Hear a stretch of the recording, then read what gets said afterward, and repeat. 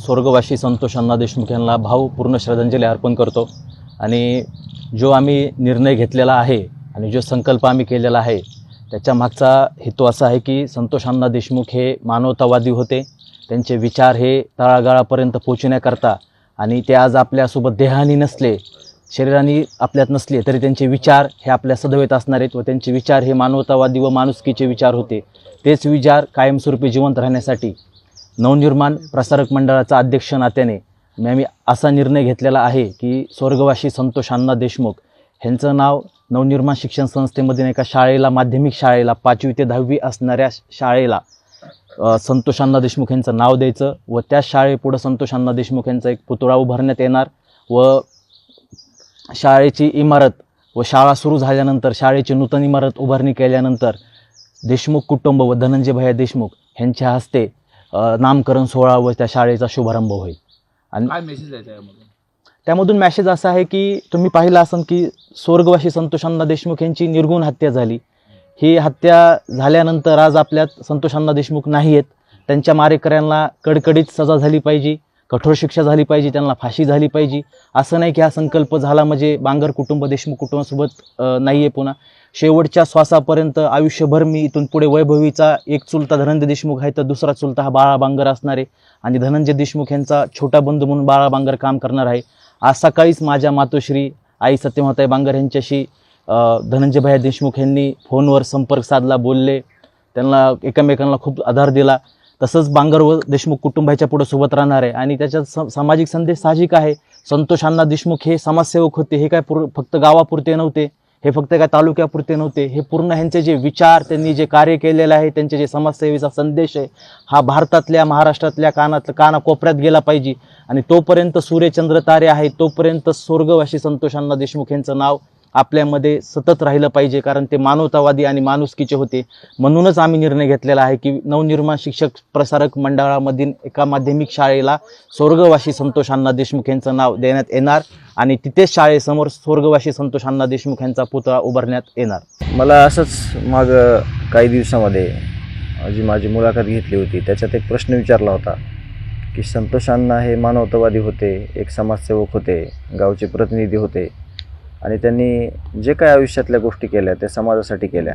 समाज म्हणजे केवळ गावापुरता मर्यादित विषय नव्हता, तर तो अख्खा जे काही त्यांच्या संपर्कात येणारे लोक होते। जसे की ही गोष्ट मला माहीत नव्हती की 2017ला ज्यावेळेस ते सरपंच झाले त्यावेळेस यांच्या पण सहवासात त्यांनी काही म्हणजे शिबिरं किंवा काही सरपंच परिषदी त्याच्यामध्ये सहभाग नोंदवला होता आणि ह्यांच्या भेटी झाल्या होत्या। तसेच अनेक लोक आहेत इथे येणारे, मला भेटणारे, ज्या आम्ही दोघांनी ज्या काही गोष्टी आयुष्यात केलेल्या होत्या त्या ह्याच होत्या की त्या असं कधी वाटलं नाही आम्हाला की त्या सगळ्या पब्लिश व्हाव्यात, सगळ्या गोष्टी सगळ्यांना कळाव्यात। तर एकंदरीत जे विचार होते संतोष अण्णाचे, तर त्यावर मला विचारला गेलेला प्रश्न असा होता की हे सगळं केलं परंतु आज ते आपल्यात राहिले नाहीत, तर मग समाजकारण करणं, समाजसेवा करणं किंवा लोकहिताची कामं करणं हे चुकीचं आहे का? तर मी त्यांना एका वाक्यात उत्तर दिलं होतं असं की जर संतोष अण्णांनी स्वतःसाठी आयुष्य जगले असते, समाजासाठी काही केलं नसतं किंवा समाजकारणी झाले नसते तर एवढ्या मोठ्या प्रमाणामध्ये हे नावच झालं नसतं किंवा सगळा लढा उभारला गेला नसता। आणि आज संतोष अण्णा देशमुख यांनी जर वेगळे काही कामं केले असते तर हे नाव जे आहे, हे महाराष्ट्र जे आहे किंवा ह्या सगळ्या 18 पगड जातीतील लोक आहेत ते या न्यायाच्या लढाईमध्ये कदाचित उभा राहिले असते का नसते हे माहीत नाही, परंतु आपण निसर्गाचं, समाजाचं काही देणं लागतो आणि हे जे काही समाजकार्य आहे ते माणूसच करू शकतो। तर त्याच माध्यमातून जे अण्णा करत होते तेच पुढं तसेच त्याचे विचार हे जशाला तसे आम्ही सगळे देशमुख कुटुंबीय, गाव आणि जे काही त्याचा मित्रपरिवार आहे आमच्या सगळ्यांचा हे पुढं घेऊन जात आहोत।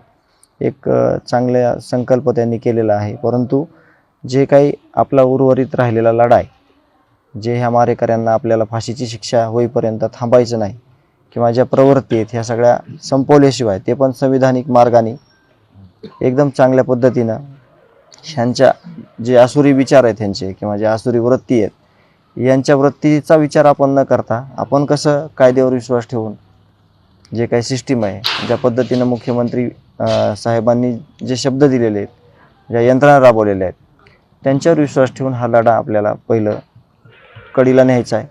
मग सगळ्या ज्या गोष्टी आहेत संतोष अण्णा देशमुख यांचे जे काही स्वप्न होते किंवा जे काही त्यांचे विचार होते हे प्रामुख्याने आपल्याला समोर आणायचे आहेत. 25 वर्षांचा प्रदीर्घ अनुभव व अत्याधुनिक तंत्रज्ञान यांनी सुसज्ज असे पुण्यातील आकाश आय क्लिनिक व लेझर सेंटर. रोबोटिक पद्धतीने वेदनारहित मोतीबिंदू शस्त्रक्रिया, तेही विना टाका व विना इंजेक्शन. मेडिक्लेमची सुविधा व सेम डे डिस्चार्ज. लेसिक लेझरने चष्म्यापासून कायमची मुक्ती फक्त 10 मिनिटात. काचबिंदू, रेटिना, ड्राय आय, मायोपिया अशा अनेक डोळ्यांच्या विकारांवर उपचार म्हणजेच आकाश आय क्लिनिक आणि लेझर सेंटर. CTR कंपनी जवळ, विमान नगर, नगर रोड, पुणे. संपर्क 8888173100.